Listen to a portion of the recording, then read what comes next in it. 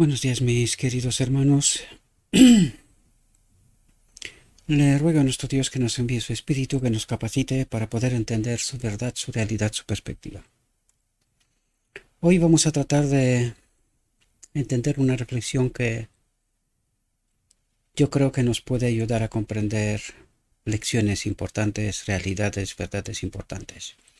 La reflexión está titulada Un gran golpe de efecto.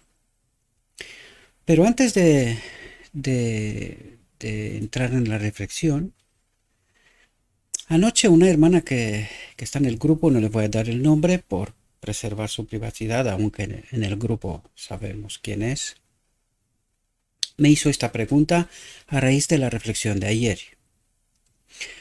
Cuando dice, y este tesoro puede ser encontrado por toda alma que lo dé todo por obtenerlo, y ahí está la clave, lo que no lograba entender, dice, ¿a qué se refiere y cuánto abarca estas palabras? Me alegro que me has hecho esta pregunta y he elegido no contestarte en el grupo, sino hacerlo de esta manera porque estoy seguro que mucha gente le surge esta pregunta, ¿verdad? Por lo tanto, creo que conviene que le expliquemos para todo el mundo, ¿verdad? ¿A qué se refiere y cuánto abarca estas palabras? Y nos decía lo siguiente. Dice, ese es el conocimiento que se obtiene al escudriñar la palabra de Dios. Por lo tanto, estamos en el contexto de buscar el tesoro, esta era la parábola, ¿verdad? Buscar el tesoro en la palabra de Dios, es decir, estas gemas de verdad. Por lo tanto, estando en este contexto, nos dice lo que viene a continuación, y este tesoro puede ser encontrado por toda alma que lo dé todo por obtenerlo. Es decir, que lo da todo para poder entender la verdad que está dentro, o sea, para poder entender la verdad, en otras palabras. Ahora, la gran pregunta es, me he dado cuenta que utilizo mucho esta expresión últimamente, pero creo que todas son grandes preguntas, ¿no? ¿Qué es lo que nosotros tenemos cuando conocemos a Cristo, verdad? ¿Qué es lo que nosotros tenemos y podemos darlo? Para poder contestar honestamente esta pregunta, tenemos que ir en Edén. Cuando Adán pecó, él tenía que morir inmediatamente, ¿verdad? Porque pecado significa separarse de Dios, la fuente de vida. Bien, en esta condición de hombre muerto, ¿entended lo que estoy diciendo? ¿Qué es lo que le da Dios al hombre? ¿Qué es lo que el hombre es lo único que tiene, dado por Dios? Un tiempo de gracia. Es lo único que tenemos, un tiempo de gracia, un tiempo de prueba, una nueva oportunidad. Esto es lo único que tenemos, nada más. Y en realidad nosotros tenemos que entender esto, y la reflexión que hoy vamos a tratar entenderemos más, ¿verdad?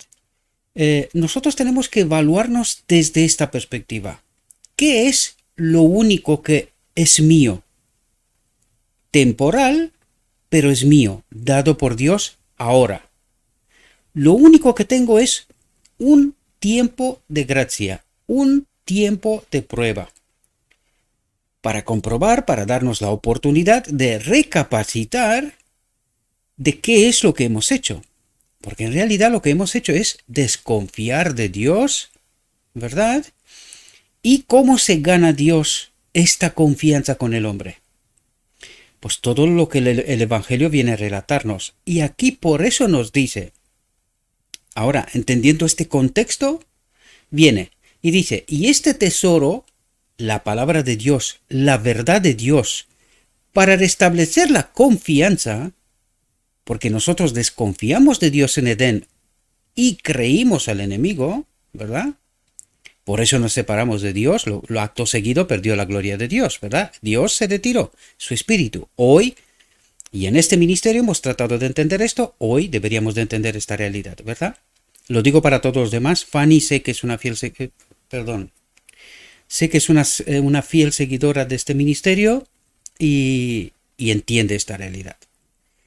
Por lo tanto, ¿qué es que lo demos todo por obtener la verdad? Tiempo. En inicio, en primera fase, es tiempo. Nosotros tenemos que dar todo nuestro tiempo, el necesario, para poder entender la verdad. Pero ahora, una vez que tenemos la verdad, entendemos la verdad, la reflexión de hoy y las siguientes vendrán a explicarnos, una vez que hemos tenido conocimiento de Dios, es decir, nos hemos acercado a Dios, nos hemos unido a Dios a través del Espíritu, la exigencia sube, lo vais a ver. Y vais a ver qué significa darlo todo. Porque esto es solamente primera fase, ¿verdad? Es de inicio. En el inicio lo único que tenemos es tiempo. Esto es lo único que se nos dio. Pero una vez que entramos en esta relación con Dios, ya veréis que a través de la oración se nos da más. Y de hecho, justamente el texto de Proverbios viene a explicarnos precisamente esta fase de inicio, donde solo tenemos el tiempo y Dios dice, necesito que en este tiempo de prueba trates de buscar la verdad, porque esta verdad te santificará, te purificará, te preparará para estar unido a mí de nuevo, ¿verdad? Unidos a Dios. Pero aquí dice, en esta fase de inicio, ¿verdad? Si clamas por conocimiento, si le pides a Dios, entender su palabra, ¿verdad? Dice, si clamas por conocimiento y alzas tu voz por entendimiento, si la buscas como a plata, es decir, si la buscas dándolo todo tu tiempo, el que es necesario para poder entender esta verdad, como a plata, y la buscas como tesoros escondidos, entonces comprenderás el temor del Señor y hallarás el conocimiento de Dios. Hallarás cómo unirte a mí, porque esto es conocer, sabemos lo que es conocer, es unirse a Dios. Por lo tanto, dice, hallarás cómo unirte a mí. Eso es lo que trata de explicar, ¿verdad? Por lo tanto, en términos generales, esta es la respuesta en fase de inicio, en este caminar con Cristo. Pero una vez que empezamos a entender, a caminar con Cristo, vais a ver que recibimos de Dios dones, talantes, precisamente para poder ponerlos en la obra.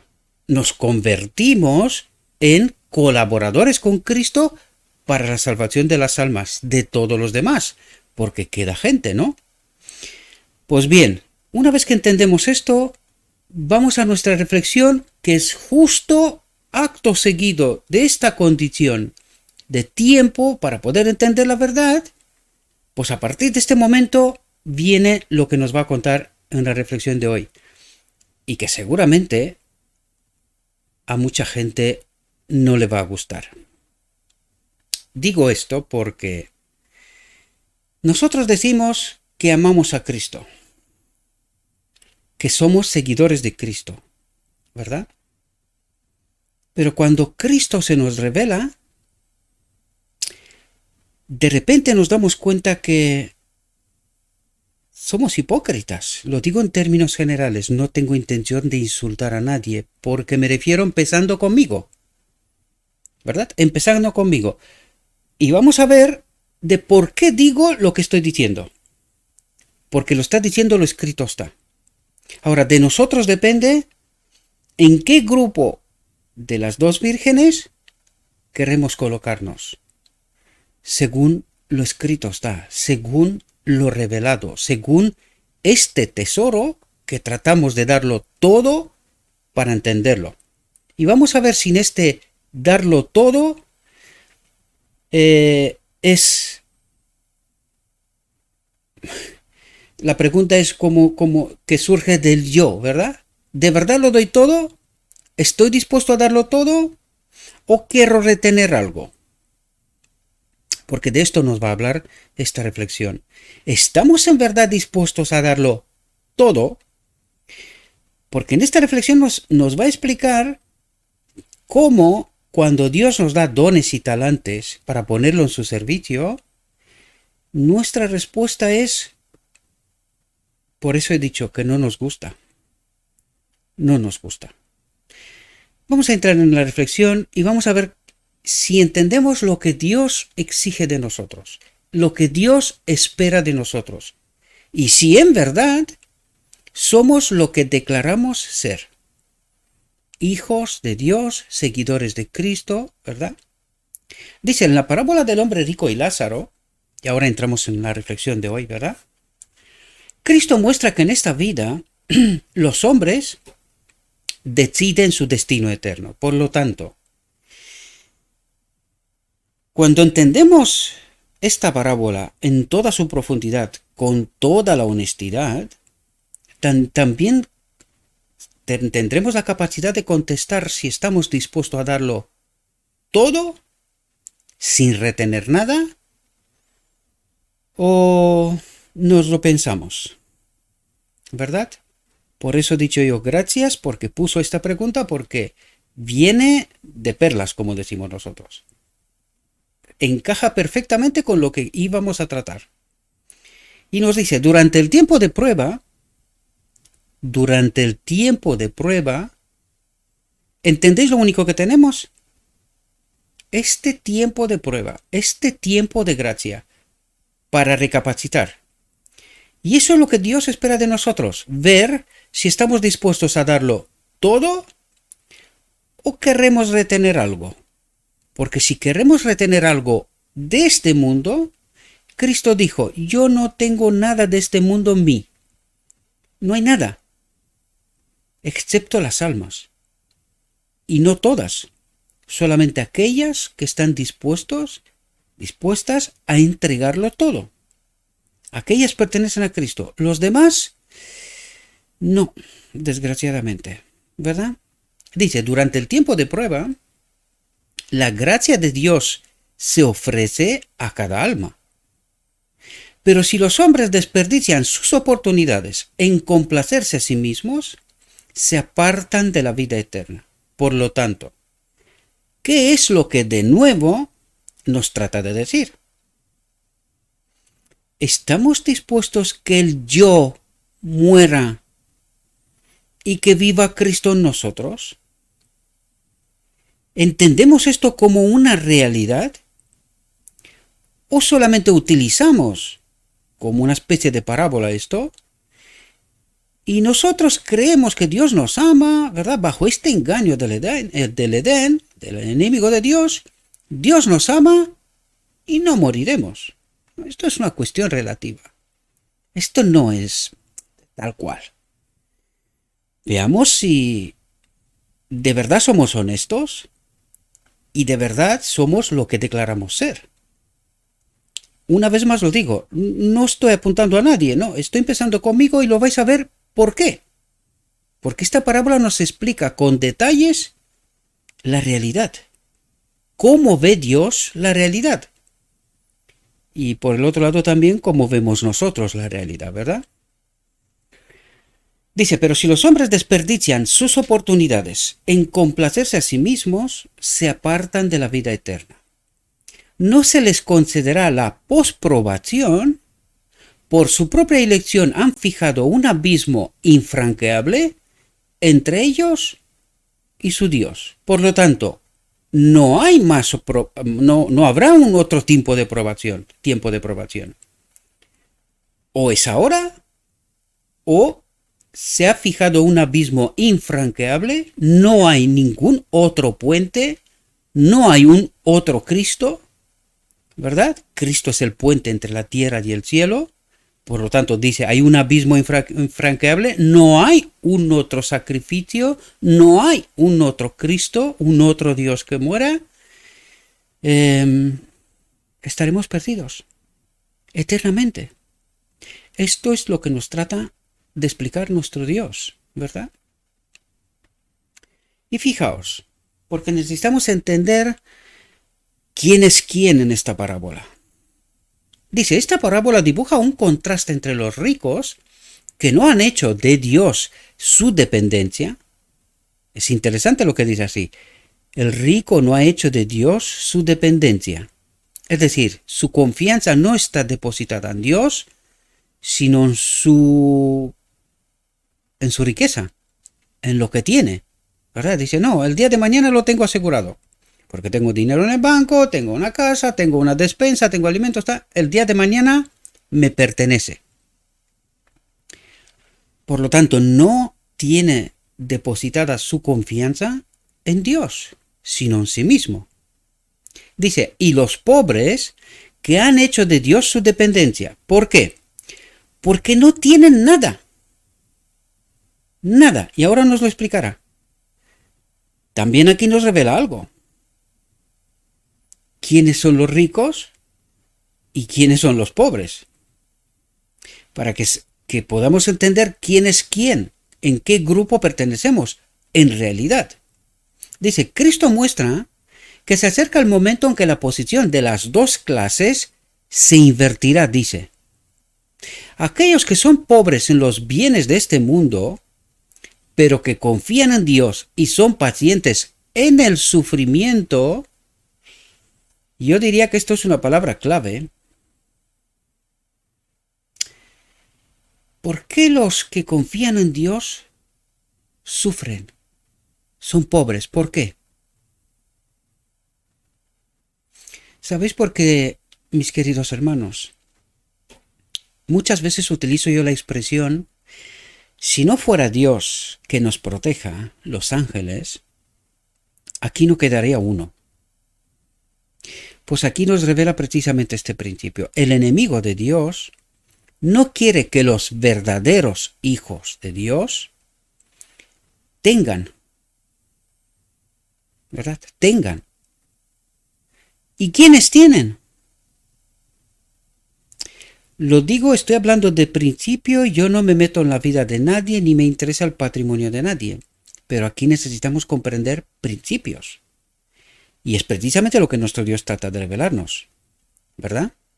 También tenemos que recordar que Cristo dijo, difícilmente un rico entrará en el reino de Dios. ¿Por qué? Porque trata de revelarnos un principio, queridos. Un principio importantísimo. Y necesitamos, en verdad, con honestidad, comprenderlo. Dice, aquellos que son pobres en los bienes de este mundo, pero que confían en Dios y son pacientes en el sufrimiento, un día serán exaltados por encima de aquellos que ahora ocupan las posiciones más altas que el mundo puede dar, ¿Quién es el mundo? El enemigo de Dios. ¿Quién da estas posiciones altas? ¿Quién da riqueza? ¿Quién da todas esas cosas en este mundo, Necesitamos comprender los principios, ¿verdad? Luego ya, si queremos cada uno, discutiremos lo que nos parezca, pero aquí nos revela verdades, ¿verdad? Dice que ahora ocupan las posiciones más altas que el mundo puede dar, pero que no han rendido su vida a Dios. ¿Y a quién? ¿Comprendéis? Dice, y fijaos aquí la parábola. Dice, había un hombre rico, dijo Cristo, que se vestía de púrpura y de lino fino y que cada día se las apañaba bien. Atentos, ¿quiénes son los ricos y quiénes son los pobres? Fijaos, ahora habla del pobre. Y había un mendigo. Un mendigo no tiene nada. En términos absolutos, no tiene nada más que el tiempo de gracia. ¿Entendéis? Y dice, había un mendigo llamado Lázaro que estaba echado a su puerta. ¿A la puerta de quién? Del rico, lleno de llagas, sufrimiento, ¿verdad? Y deseando ser alimentado con las migajas que caían de la mesa del rico. Pregunto, ¿Cuántos de nosotros estamos en el lado de los ricos? ¿Tenemos alimento? ¿Tenemos donde descansar, poner la cabeza? ¿Tenemos una despensa? ¿Y el día de mañana? ¿Ahora entendéis quiénes son los ricos, queridos? ¿Y cuáles son los pobres? Porque muchas veces gran parte de nosotros no nos vemos ricos. Esto es también un desprecio hacia Dios, porque no nos vemos ricos. Pero tenemos todo lo que necesitamos y más que este pobre desgraciado, ¿verdad? Mendigo que estaba a la puerta del rico, lleno de llagas. Esto quiere decir que no tenía para curarse nada, dependía enteramente de Dios y deseando ser alimentado con las migajas que caían de la mesa del rico. Por lo tanto, ¿entendemos quiénes son los pobres? ¿Y también entendemos quiénes son los ricos? Yo me incluyo en los ricos porque soy rico. No, si fuera, yo podía mirar con mucha facilidad. Si fuera, o sea, colocándome en la escalera de los ricos, yo podía decir, yo estoy entre los ricos, pero en la parte de abajo, muy abajo. Pero estoy entre los ricos, porque tengo una despensa, tengo una cama, tengo una casa, o sea, tengo lo necesario para vivir. Por lo tanto, y de sobras incluso, por lo tanto soy rico. ¿Verdad? Y no soy como este pobre desgraciado que está lleno de llagas a la puerta del rico, mendigando, esperando migajas para comer. Por lo tanto, yo me incluyo entre los ricos, queridos. Yo soy uno de estos. Pero vamos a ver si hay posibilidad para una persona como yo de entrar en el reino de Dios. ¿Verdad? Vamos a ver si hay esa posibilidad. Dice, el hombre rico no pertenecía a la clase representada por el juez injusto. Es decir, no está en la clase de aquellos, porque en el mundo hay mucha gente, ¿verdad? Aquí se está hablando del rico y pobre, de aquellos que reconocen a Cristo, que conocen a Cristo. No estamos hablando de aquellos que no son parte del pueblo de Dios, ¿verdad? Porque eso es lo que trata de decir aquí. El hombre rico no pertenecía a la clase representada por el juez injusto, que declaró abiertamente su desprecio por Dios y el hombre. Pasa olímpicamente de todo, ¿verdad? No me interesa Dios y el hombre menos.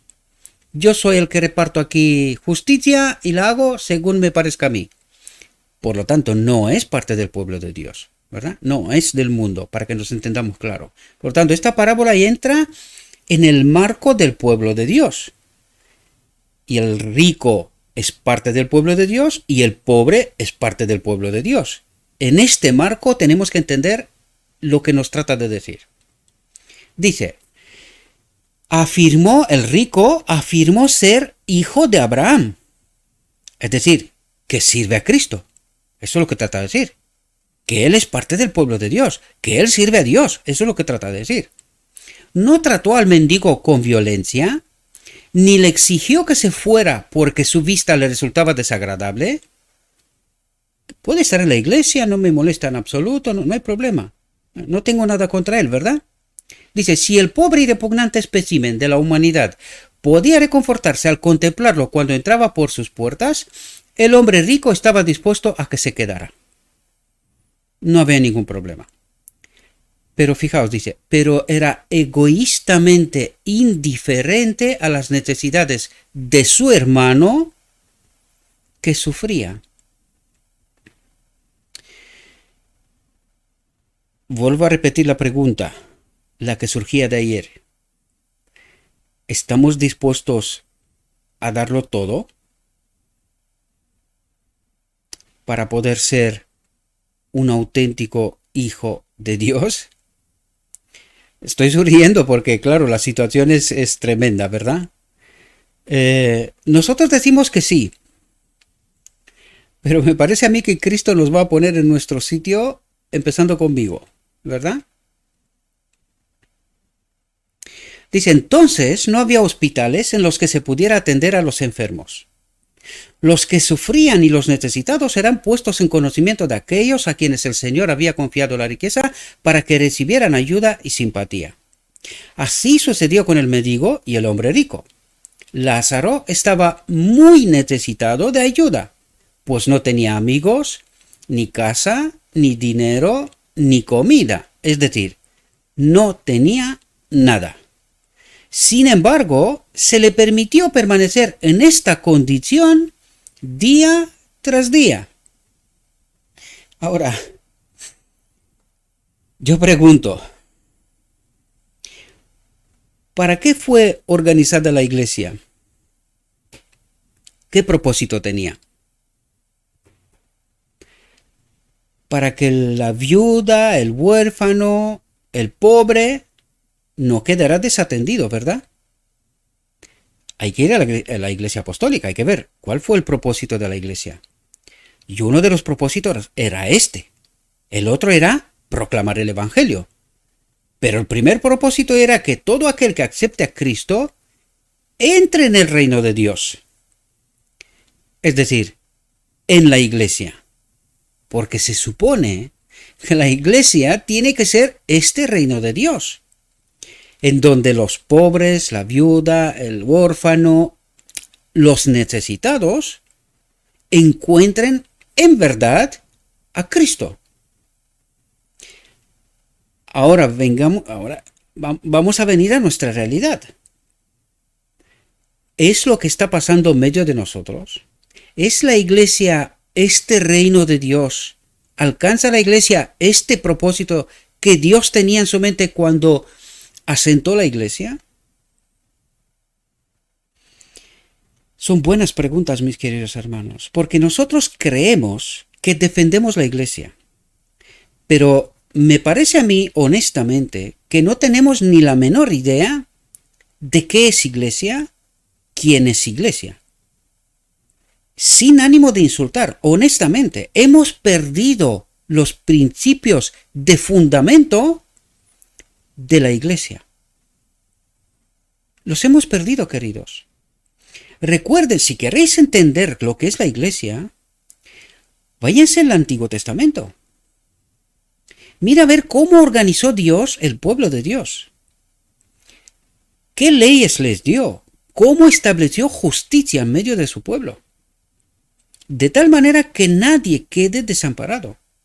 Sin embargo, cuando Cristo vino, ¿qué hacía Cristo día tras día, tras día y tras día? Sanaba y sanaba y predicaba y sanaba y predicaba y predicaba y sanaba. En el medio de su iglesia. ¿Entendéis los principios? Ahora entendemos nosotros lo que es el reino de Dios. Cuando Cristo dijo, el reino de Dios se ha acercado a vosotros. Os dejo mi espíritu y mi palabra, para que entiendan, para que se santifiquen, para que sean pueblo escogido por Dios, separado de este mundo. Esto es lo que trata de decirnos Dios con esta parábola, queridos hermanos. Esto se lo dijo a ellos. Esto nos lo dice a nosotros. Nosotros nos declaramos hijos de Dios, seguidores de Cristo, defensores de la iglesia. Pero cuando tú entras en medio de la iglesia y observas la verdad con honestidad, si tratamos de hipocresía, no hace falta que hagamos nada. Estamos bien como estamos, bien encaminados. Ahora, si miramos con honestidad y tratamos de entender con el Espíritu de Cristo la verdad, no sé vosotros, pero si alguien se atreve a decir que la iglesia de hoy es el reino de Dios, yo creo que tenemos un problema muchísimo más grave de lo que nos podemos imaginar.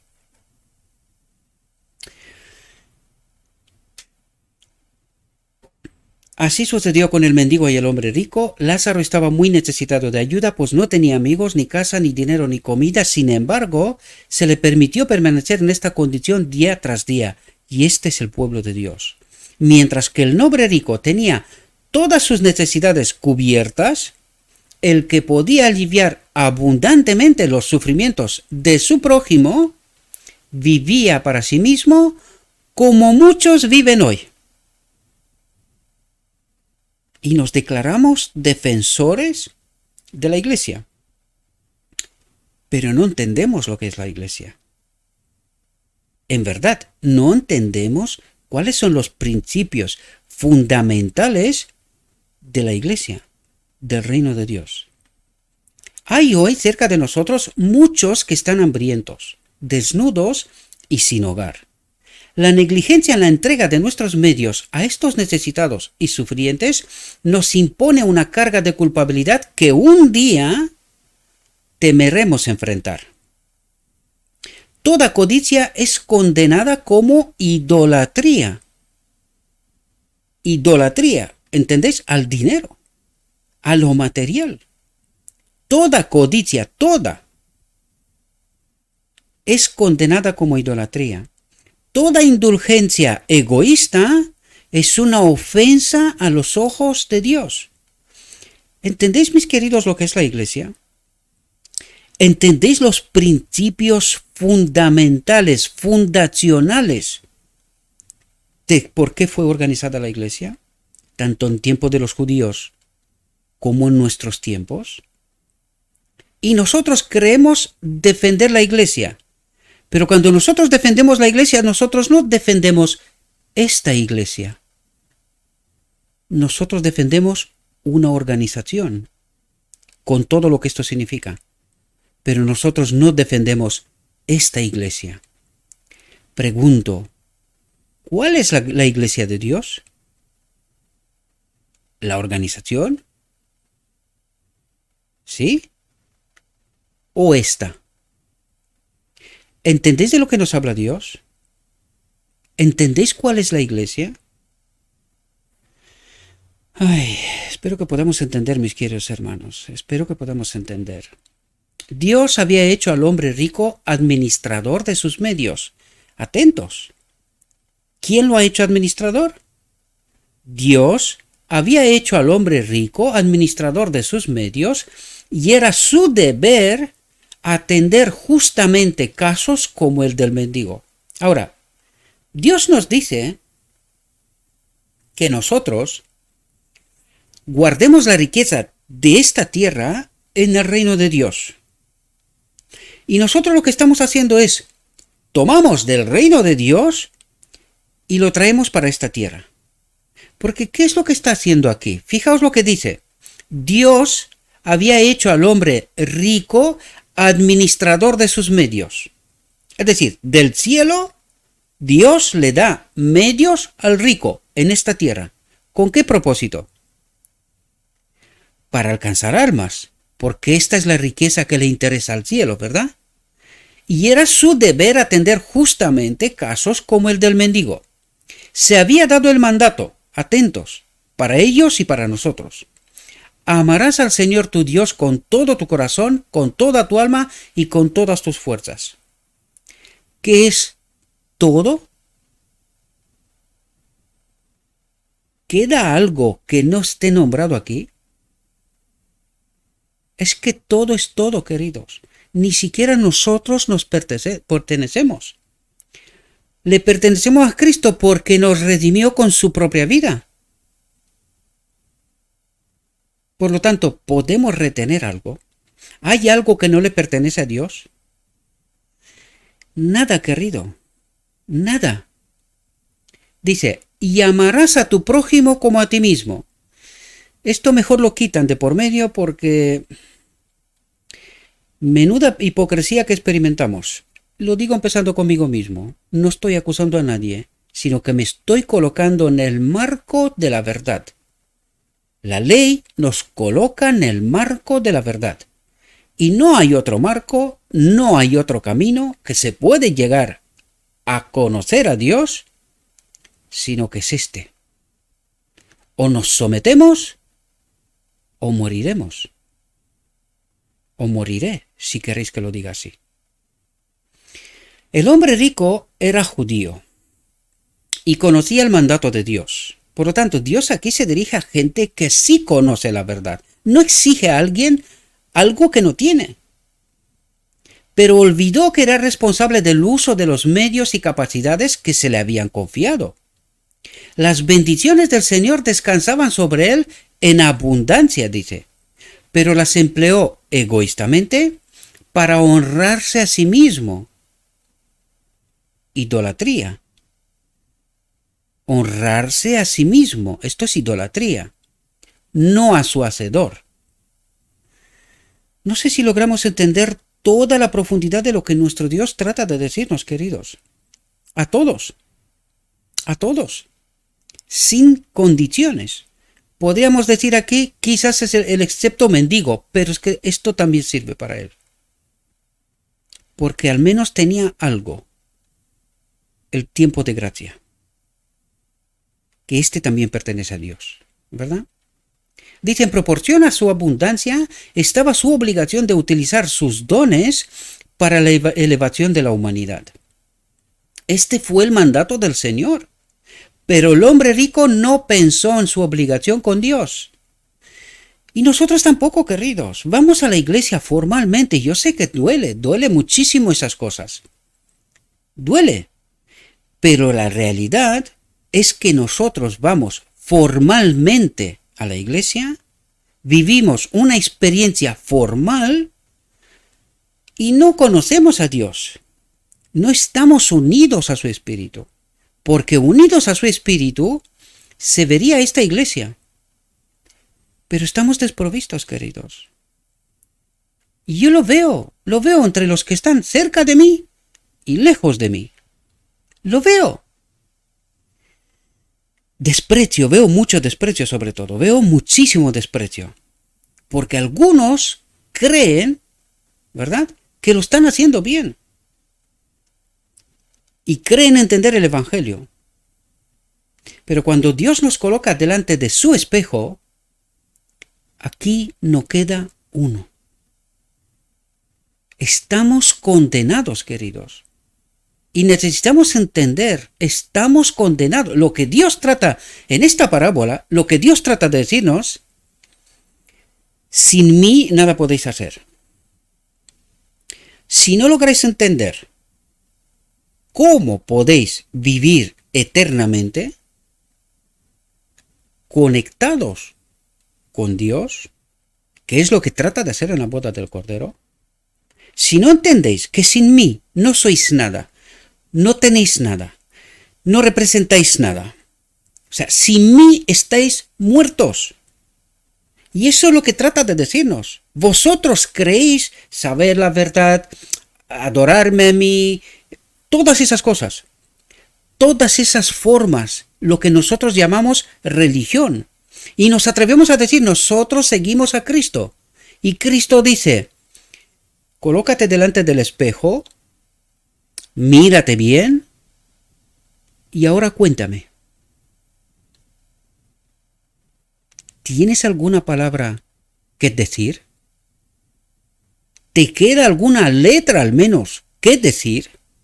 Cuando Dios te dice que tienes que darlo todo, y este todo ni siquiera me pertenece a mí, es que es de Él, nos lo dijo antes. Dios había hecho al hombre rico administrador de sus medios.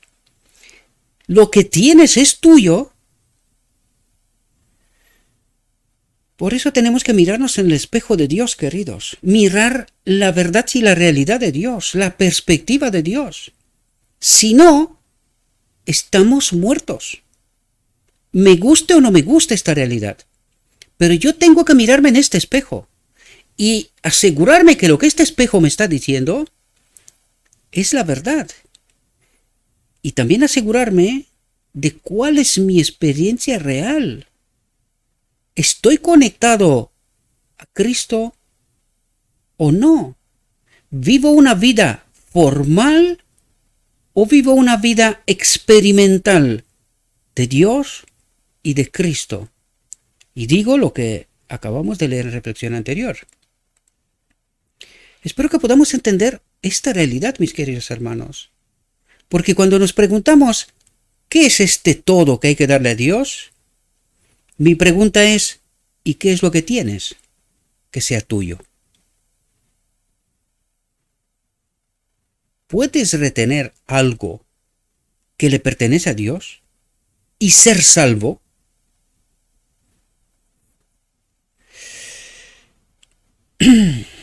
Dice, prestó dinero y cobró intereses por lo que prestó. Habla del rico, ¿verdad? Pero no devolvió ningún interés por lo que Dios le había prestado. Es decir, él obró, se hizo rico con lo que Dios le había dado. Pero él no le devolvió nada a Dios. Lo retuvo todo para sí. Tenía conocimientos y talentos, pero no los mejoró. Olvidando su responsabilidad ante Dios, dedicó todas sus facultades al placer. Todo lo que le rodeaba, su ronda de diversiones, las alabanzas y los halagos de sus amigos, servían para su disfrute egoísta. Tan absorto estaba en la sociedad de sus amigos que perdió todo sentido de su responsabilidad de cooperar con Dios en su ministerio de misericordia. Tuvo la oportunidad de entender la palabra de Dios, atentos, tuvo la oportunidad de entender la palabra de Dios y de practicar sus enseñanzas, pero la sociedad amante del placer que eligió ocupó tanto su tiempo que olvidó al Dios de la eternidad. La gran pregunta aquí es, queridos, ¿con qué espíritu obró este hombre? ¿Con qué espíritu estoy obrando yo? Esta es la gran pregunta. De tal manera que yo haga justo al revés de lo que Dios espera de mí. Es más, hay entre nosotros que se atreve a decir que está cumpliendo la voluntad de Dios.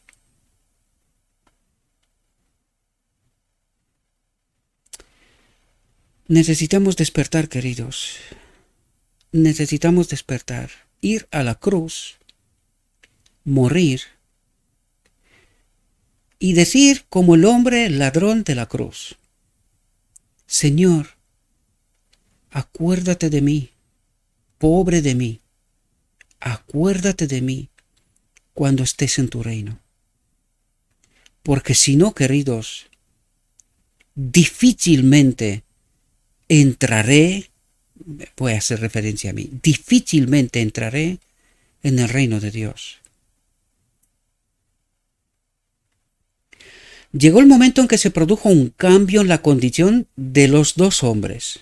Dice, llegó el momento. ¿Cuál es este momento? El día de la expiación. Este es el momento, el día de la expiación. Cuando se verá en cuál de los dos grupos de las dos vírgenes estamos. El pobre hombre había sufrido día a día, pero había aguantado con paciencia y tranquilidad. Con el tiempo murió y fue enterrado. No había nadie para llorar por él, pero por su paciencia en el sufrimiento había dado testimonio de Cristo, había soportado la prueba de su fe y a su muerte se le representa como llevado por los ángeles al seno de Abraham. Ay, queridos, que pocos, entrarían muy pocos en el reino de Dios, ¿verdad? Porque yo creo que de nosotros muy pocos realmente entran en la categoría de este hombre. Que se muera, no haya nadie que llorarlo, vivir una vida de sufrimiento y tal, y encima tener paciencia, dice, y tranquilidad en esta desgraciada condición. Y encima, en la supuesta iglesia, en el medio del pueblo de Dios. Porque este es el marco, ¿verdad? No es fuera de la iglesia, sino en medio del pueblo de Dios. Dice, y no hubo nadie que llore por él. ¿Cómo de desgraciado tiene que ser uno, verdad? Lázaro representa a los pobres que sufren y creen en Cristo. Este es un condicionante. No todos los pobres están en el reino de Dios. No. Lázaro representa a los pobres que sufren y creen en Cristo, ¿verdad? Son parte del pueblo de Dios. Cuando suene la trompeta y todos los que estén en las tumbas oigan la voz de Cristo y salgan, recibirán su recompensa. Porque su fe en Dios, no era una mera teoría, sino una realidad. Él vivió con fe. Tener en esta condición paciencia y tranquilidad, esto quiere decir que tienes a Cristo. Y esto también quiere decir que tener a Cristo no significa tener. No necesariamente. También el rico murió y fue sepultado. Y en el infierno alzó sus ojos, estando en tormentos, y vio a Abraham de lejos y a Lázaro en su seno, y clamó y dijo: Padre Abraham, fijaos a quién se dirige el rico. Padre Abraham, ten piedad de mí, y envía a Lázaro para que moje la punta de su dedo en agua y refresque mi lengua, porque estoy atormentado en esta llama. Le pide a Abraham, ¿verdad? Aquí os hago una referencia. Y no olvidad esto, la parábola de las 10 vírgenes, los dos grupos, ¿verdad? Había un grupo que se nutrían directamente de Cristo y había otro grupo que se nutría de vendedores de aceite. El rico, ¿a quién hace referencia? Al padre de su nación, Abraham, ¿verdad? ¿Y el pobre? Directamente de Cristo. No le queda, no tenía nada, no le quedaba otra más que tener fe en Cristo y que día tras día pueda aguantar y no morir, ¿verdad? Lo digo esto porque fijaos lo que nos dice aquí. Dice, en esta parábola, Cristo se encontraba con la gente en su propio terreno. La doctrina de un estado consciente de existencia entre la muerte y la resurrección era sostenida por muchos. Esto quiere decir que es falso. Cuando el hombre muere, ya no sabe nada, ¿verdad? Esto es solo una parábola. Era sostenida por muchos de los que escuchaban las palabras de Cristo. El Salvador conocía sus ideas y formuló su parábola para inculcar verdades importantes a través de estas opiniones preconcebidas. Presentó a sus oyentes un espejo en el que podían verse a sí mismos en su verdadera relación con Dios. Utilizó la opinión prevaleciente para transmitir la idea que deseaba destacar a todos, que ningún hombre es valorado por sus posesiones, pues todo lo que tiene le pertenece solo como un préstamo del Señor. Un mal uso de estos dones lo colocará por debajo del hombre más pobre y afligido que ama a Dios y confía en Él. Por lo tanto, ¿entendéis que todo lo que tenemos no es nuestro? Ni siquiera nosotros mismos. No nos pertenecemos, ¿verdad? Fuimos redimidos con sangre. No nos pertenecemos. Y de la otra manera tampoco, porque este espíritu maligno también hace de lo suyo, ¿verdad? Dice, Cristo desea que sus oyentes comprendan que es imposible para los hombres asegurar la salvación del alma después de la muerte. Es decir, el tiempo de gracia, el tiempo de probación es mientras estoy con vida. Cuando he pasado al descanso, se ha terminado todo. Se ha terminado todo. Hijo, se representa a Abraham como respondiendo: recuerda que en tu vida recibiste tus bienes e igualmente Lázaro los males, pero ahora él es consolado y tú eres atormentado. Es aquí donde le contesta a Abraham, ¿verdad? Y además de todo esto, entre nosotros y vosotros hay fijado un gran abismo, de modo que los que quieren pasar de aquí a vosotros no pueden. Porque ¿cuál es el único puente? Cristo. Si no pasas por este puente, no puedes pasar al abismo. Por lo tanto, tú intentas pasar a través de Abraham y Abraham te dice: yo no soy el puente. Eso es lo que trata de decir. Yo no soy el puente. Solo se puede pasar a través de Cristo. Dice, ni tampoco pueden pasar a nosotros los que quieren venir de allí. Así representó Cristo la desesperanza de buscar una segunda aprobación. Esta vida es el único tiempo dado al hombre para prepararse para la eternidad. Y por eso es necesario entender cuál es la perspectiva de Dios. ¿Cuál es el espejo de Dios que me devuelve la verdad? Y que si yo me tengo que encajar con esta verdad. Si yo no vivo, no experimento a Cristo, no puedo tener una expectativa de entrar en el reino de Dios. De ninguna manera. ¿Verdad? Cristo, nuestra justicia, esto viene a decir. Si no estamos conectados con Él, si todas nuestras obras no son de Él, estamos perdidos. Literalmente. El hombre rico no había abandonado la idea de que era hijo de Abraham, y en su angustia se le representa invocando su ayuda. Padre Abraham, ruego, ten piedad de mí. Es que insiste, ¿eh? No aprende nunca, ¿verdad? Este rico. No oró a Dios, dice, sino a Abraham. ¿Y qué pasa al final del tiempo? Cuando las vírgenes sabias les dicen a las necias, id a los vendedores de aceite y coged para vosotros. No aprenden. No aprenden. En lugar de ir a Cristo van en otra parte. Como a Abraham. ¿Verdad? Y necesitamos comprender que el único puente entre tierra y el cielo es Cristo. Y todo aquel que no pasa por este puente no entra en el reino de Dios. Así demostró que colocaba a Abraham por encima de Dios y que confiaba en su relación con Abraham para la salvación. Tipo antitipo con los maestros, los vendedores de aceite, ¿entendéis? Y estamos hablando de principios, una vez más lo digo. Porque habrá alguno que entenderá muy mal esto. Pero tenemos que poner nuestra confianza en Cristo, queridos. En ningún ser humano. Porque ningún ser humano puede convertirse en un puente entre tierra y cielo. Solo Cristo. Y si no es Cristo, ahí de nosotros.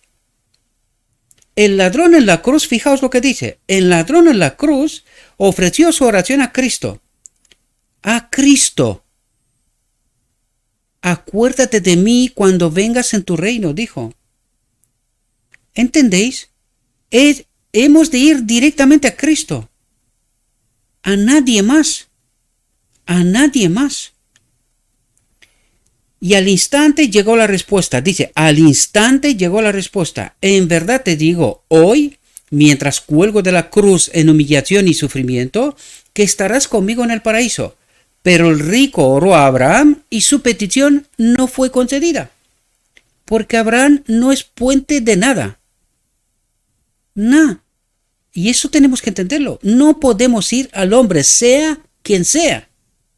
Solo Cristo. Solo Él puede salvarnos.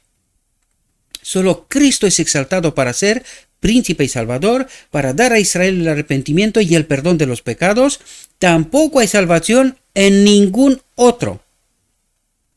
Por muy maestro, por muy doctores, por muy lo que fuera, nada. Si no es Cristo, estamos muertos. Así de claro. El hombre rico había gastado su vida en complacerse a sí mismo, y demasiado tarde vio que no había hecho ninguna provisión para la eternidad. Ninguna provisión para la eternidad. Vivió para este mundo. Se dio cuenta de su locura, y pensó en sus hermanos que seguirían como él. O sea, en los ricos, ¿verdad? Viviendo para complacerse. Cuidado que está hablando de todos nosotros, los que estamos en la iglesia, ¿verdad? De todos nosotros está hablando. Entonces hizo la petición, te rogo pues, Padre, que lo envíes a Lázaro a la casa de mi padre, porque tengo 5 hermanos, para que les dé testimonio a fin de que no vengan ellos también a este lugar de tormento.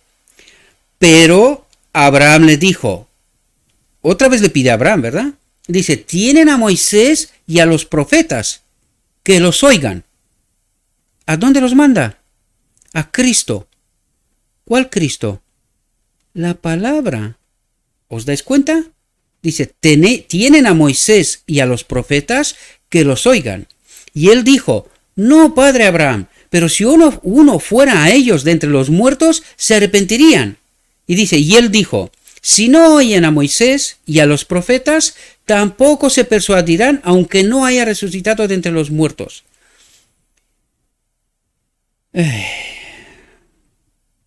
Qué lección más profunda, queridos. Qué lección más profunda. Y nos empeñamos en no entender la verdad. Todavía creemos que estamos hablando en contra de la iglesia, en contra de los maestros, pero sin entender los principios fundacionales, fundamentales de lo que la iglesia es. ¿Y quién es la iglesia? ¿Verdad? Cuando el hombre rico solicitó pruebas adicionales para sus hermanos, se le dijo claramente que si se daban estas pruebas, no serían persuadidos. Si lo dijo Cristo, aunque resucitarían, no los creeríais, porque Lázaro resucitó. Y ahora veremos qué pasó. Su petición arrojó una reflexión sobre Dios. Era como si el hombre rico hubiera dicho, si me hubieras advertido más a fondo, no estaría ahora aquí. Es decir, como si que Dios no ha hecho bien su trabajo. Pero ¿quién le dio todos los medios que tuvo? El mismo Dios. ¿Y quién se fue a la perdición? Precisamente por medio de los medios, valga la redundancia, ¿verdad? Abraham, en su respuesta a esta petición, es representado diciendo, tus hermanos han sido suficientemente advertidos, se les ha dado luz, pero no han querido ver. ¿Algún parecido con hoy? Se les ha presentado la verdad, pero no han querido oír. ¿Algún parecido con hoy? Si no oyen a Moisés y a los profetas, tampoco se persuadirán, aunque uno haya resucitado de entre los muertos. Estas palabras se demostraron ciertas en la historia de la nación judía. El último y más importante milagro de Cristo fue la resurrección de Lázaro de Betania, como diciendo, aquí tenéis uno, resucitado. Pero vamos a ver qué es lo que han hecho. Después de haber estado muerto 4 días, los judíos recibieron esta maravillosa evidencia de la divinidad del Salvador, pero la rechazaron. No la creyeron. ¿Tenía Cristo razón? Claro que sí. Claro que sí. Lázaro se levantó de entre los muertos y dio su testimonio ante ellos, pero endurecieron sus corazones contra toda evidencia e incluso trataron de quitarle la vida. Es decir, esconder, desaparecer la evidencia. ¿Algún parecido con hoy? Cuando Dios nos presenta la verdad y nos negamos a aceptarla. Este vídeo tendrá muy poquitas visualizaciones, porque es lo que ocurre siempre cuando estamos tratando este asunto. Lo mío, no lo toques. Cualquier otra cosa, háblame del amor, háblame de otras cosas, pero de lo mío, no lo toques. Es lo que nos pasa siempre, queridos. Nos pasa siempre. Y lo tengo comprobado desde hace ya tiempo, ¿verdad? La ley y los profetas son los organismos designados por Dios para la salvación del hombre. ¿Entendéis lo que está diciendo? La ley y los profetas son los organismos agentes designados por Dios para la salvación de los hombres. Cristo dijo que presten atención a estas evidencias. Si no escuchan la voz de Dios en su palabra, el testimonio de un testigo resucitado de entre los muertos no será atendido. Y lo demostró. Lázaro es la demostración. Los que prestan atención a Moisés y a los profetas no necesitarán mayor luz que la que Dios ha dado. Y aquí me voy a parar un momento, queridos. Porque cada vez que os digo que la doctrina de la Trinidad es falsa, y ayer mismo vimos en el texto supremo la clave, ¿verdad? El propósito eterno de Dios, que te conozcan a ti, ¿verdad? Y os dije claramente, porque ahí en el texto lo dice claramente, el único Dios verdadero. No me hagáis caso a mí, pero por vuestra vida, por vuestra eternidad, estudien bien esto. Veo vuestro rechazo, es que lo veo. Queridos, pereceréis. Os lo digo en nombre de Cristo. Traten de entender bien, porque la doctrina de la Trinidad es la trampa de Satanás para el pueblo de Dios. Así que traten de estudiarla. Yo también la desconsideré durante mucho tiempo, hasta que me di cuenta que estaba en un error gravísimo, gravísimo. Por eso trato de despertaros. Que veis o no veis estas reflexiones, es vuestra elección. Es vuestra elección. Vosotros sabréis dónde queréis llegar. Pero más vale, ahora en este tiempo único de prueba, aseguraos de lo que creéis. Porque ayer mismo vi yo un maestro al cual aprecio y escucho en muchas ocasiones, pero decía 1 más 1 más 1 igual 1. Queridos, presten atención, estudien con atención y no se dejen engañar. Una vez más lo digo, no me hagáis caso a mí. Estudien. La advertencia está lanzada, de vosotros depende. ¿De verdad? Los que presten atención a Moisés y a los profetas no necesitarán mayor luz que la que Dios ha dado. Pero si los hombres rechazan la luz y no aprecian las oportunidades que se les conceden, no escucharían si uno de los muertos viniera a ellos con un mensaje. No se convencerían ni siquiera con esta evidencia, porque los que rechazan la ley y los profetas endurecen tanto sus corazones que rechazarán toda luz. Y por eso os hago advertencia una y otra vez. Aunque yo sé por qué estáis rechazando, lo sé. Yo sé cuál es el espíritu que está detrás. Y precisamente por eso trato de despertaros, como lo intentó conmigo hace mucho tiempo otros. No les hice caso, pero hoy tengo que reconocer que estaba equivocado. Estaba equivocado. Y por eso trato de advertiros, ¿verdad? Porque os quiero, porque os amo y porque quiero verme con vosotros en el reino de Dios, ¿verdad? Fijaos, para que nadie os traiga lecciones equivocadas. Dice, la conversación entre Abraham y el hombre que una vez fue rico es figurativa. No extraigan doctrinas de esto, porque es una lección figurativa, ¿verdad? La lección que se desprende de ella es que a todo hombre se le da suficiente luz para cumplir con los deberes que se le exigen. Las responsabilidades del hombre son proporcionales a sus oportunidades y privilegios. Dios da a cada uno la luz y la gracia, el espíritu, suficiente, luz, palabra y la gracia, espíritu, ¿verdad? Suficientes para realizar la obra que le han encomendado. Si el hombre deja de hacer lo que un poco de luz muestra como su deber, una luz mayor solo revelaría infidelidad, negligencia para mejorar las bendiciones dadas. El que es fiel en lo poco, también lo es en lo mucho, y el que es injusto en lo poco, también lo es en lo mucho. Los que se niegan a ser iluminados por Moisés y los profetas, y piden que se realice algún milagro maravilloso, no se convencerían si se les concediera su deseo. Y aquí os traigo la atención de nuevo. Mucha gente rechaza al último profeta enviado por Dios. Pues cuidado que esto hace referencia a ella también. Y a los que rechazan, no son capaces de ver la luz, no son capaces de entender toda la verdad. La parábola del hombre rico y Lázaro muestra cómo las dos clases representadas por estos hombres son estimadas en el mundo invisible, en el reino de Dios. No hay pecado en ser rico, atentos, no hay pecado en ser rico si las riquezas no se adquieren mediante la injusticia. Un rico no es condenado por tener riquezas, pero la condena recae sobre él si los medios que se le han confiado se gastan en el egoísmo. Mucho mejor sería que depositara su dinero junto al trono de Dios, empleándolo en hacer el bien.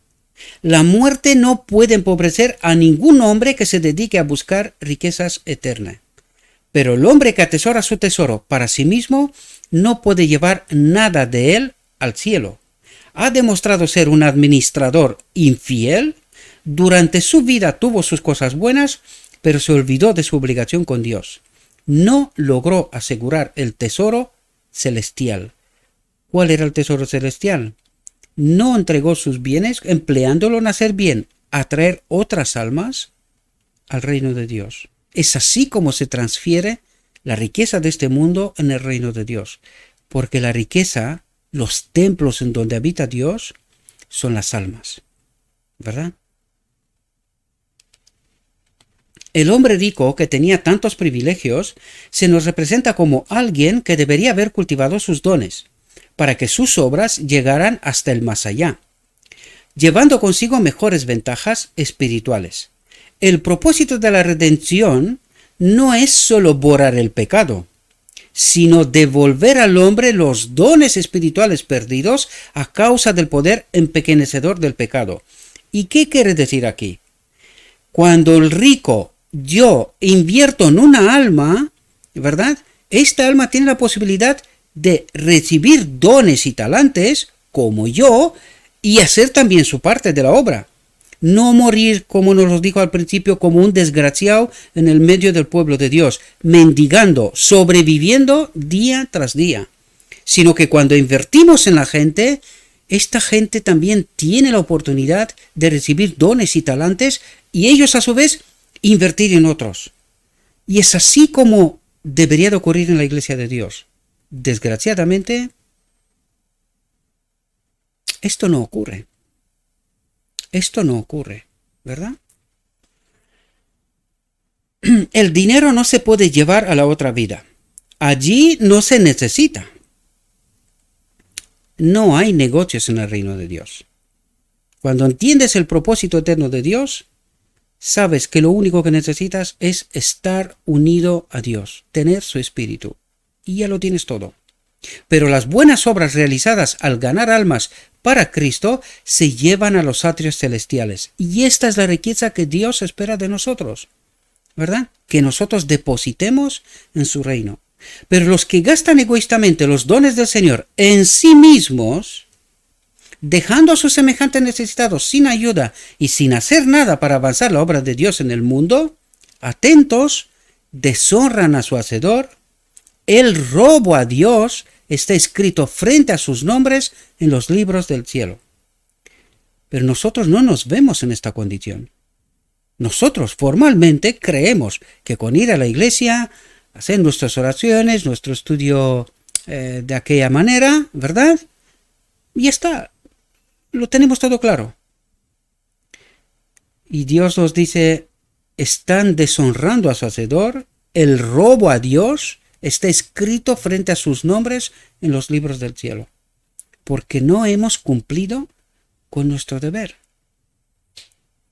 El hombre rico tenía todo lo que el dinero podía procurar, pero no poseía las riquezas que habrían mantenido su cuenta correcta con Dios. Había vivido como si todo lo que poseía fuera suyo. Había descuidado el llamado de Dios y los reclamos de los pobres que sufren. Pero al final llega una llamada que no puede desatender.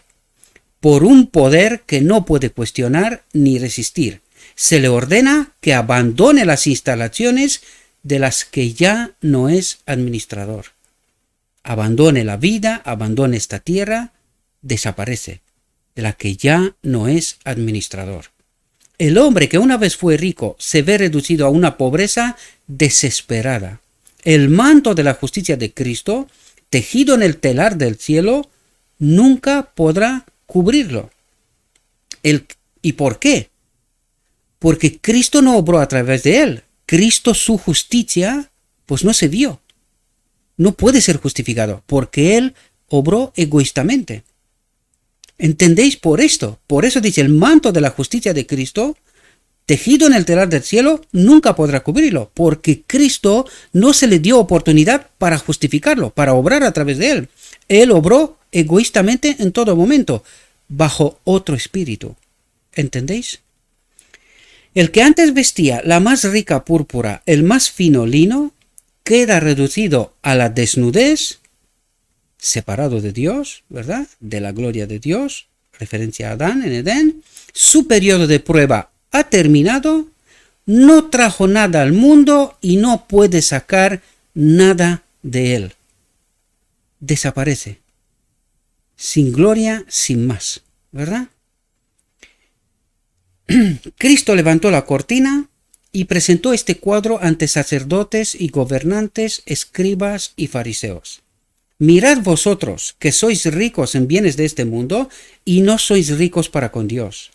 ¿No contempláis esta escena? ¿No reflexionáis sobre esta escena? ¿No tratáis de entender esta escena? Esta realidad profunda, cómo Dios se revela al hombre, ¿verdad? ¿Y cuál es la expectativa que Dios tiene para con el hombre? Lo que es muy estimado entre los hombres es aborrecible a los ojos de Dios. Cristo pregunta, ¿de qué le servirá al hombre ganar el mundo entero si pierde su alma? ¿O qué dará el hombre a cambio de su alma? Porque no tiene nada. No tiene nada. No le pertenece. ¿Y os dais cuenta en la imposibilidad que nos colocamos, queridos? En este engaño magistral del enemigo de Dios, cuando actuamos egoístamente. Espero, mis queridos hermanos, yo sé que esta es una reflexión dura. Es dura para todos, para mí, para todos los que somos ricos, que tenemos de sobra lo que fuera. Es una lección dura. Pero por eso Cristo nos dice que tenemos que ir a la cruz, morir y permitir que Él nos justifique. Cristo nuestra justicia, que Él nos justifique. Necesitamos entender nuestra mayor necesidad, estar unidos a Cristo. Sin su Espíritu, aun teniendo todo el oro del mundo, no somos capaces de hacer nada bueno, queridos. Necesitamos a Cristo. Esta es nuestra mayor necesidad. Sin Él, estamos muertos. Hagamos lo que queramos hacer, porque lo que hagamos sin Cristo, todo será malo. Vanagloria, vanidad, todo malo, en fin. Y necesitamos entender que queremos llegar a la boda del Cordero. Necesitamos someternos a Cristo. Necesitamos esta experiencia, esta vida experimental con el Espíritu de Dios, con Cristo. Este es mi deseo para cada uno de nosotros, mis queridos hermanos. Os invito a que reflexionéis vosotros por vosotros mismos y que necesitamos entender qué es lo que nos devuelve el espejo de Dios.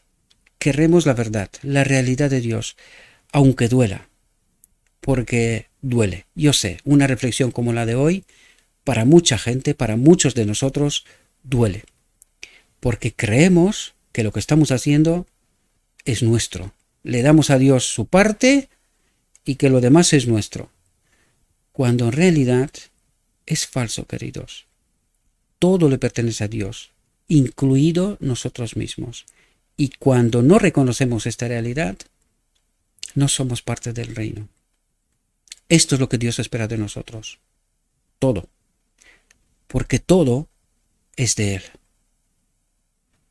Os deseo, mis queridos hermanos, que tengáis un próspero día y que en todo lo que os he dicho, lo he dicho en nombre de Cristo Jesús. Amén.